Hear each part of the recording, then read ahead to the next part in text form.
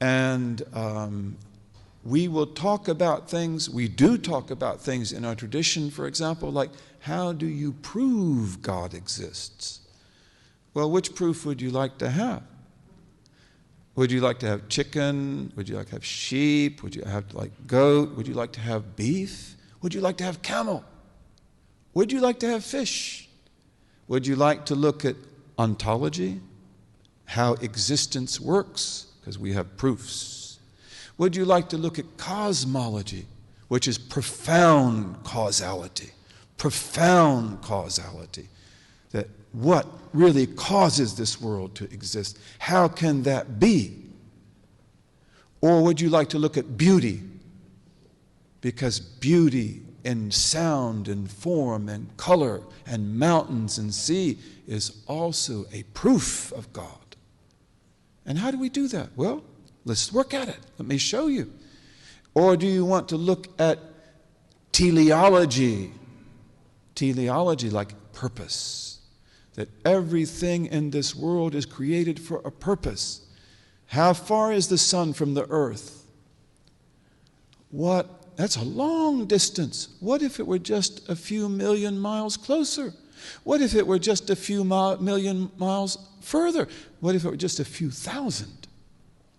Wouldn't that destroy life on earth the way we know it? It's a perfect balance. Everything about us, the human eye, the way the human eye is created, the human brain. You have more brain cells in your blessed brain than there are stars in heaven. How many stars are in heaven? The cells in your brain are stars. And you have more stars in your brain than there are in heaven. And how many of them do you use? Most of us don't use many. That's amazing. That's amazing. That's also teleology. And that's also because this brain was created for great things. It was created for amazing things.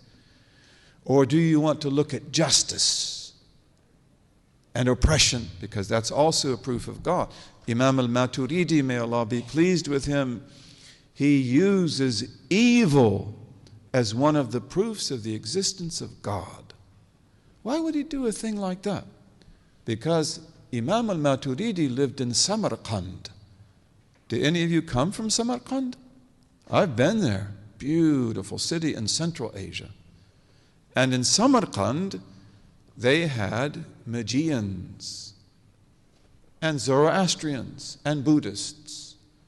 But they had Magians who believed that good and evil were almost like gods. They were divine principles that warred against each other. So al-Maturidi says, no, I'm going to turn that I'm going to turn that around for you. I'm going to show how that works. These cannot be divine. They are created and they are proofs of the existence of Allah. See, so this is one of the benefits you get from Maturidi. And there are other things to look at as well, like common consensus. Most Americans believe in God. That to me is a good sign. Most people in this country believe in God. Some people say as many as 80%. To me, that's good news. That's really good news. But most human beings do believe in God. And the greatest human beings believe in God. Isaac Newton, did he believe in God? Absolutely.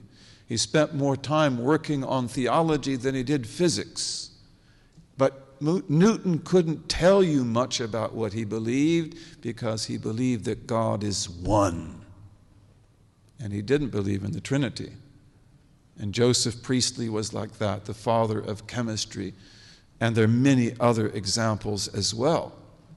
So we could also look at that many of the greatest people, Blaise Pascal, who's very famous in the history of chemistry and of geometry and other things, he was an atheist.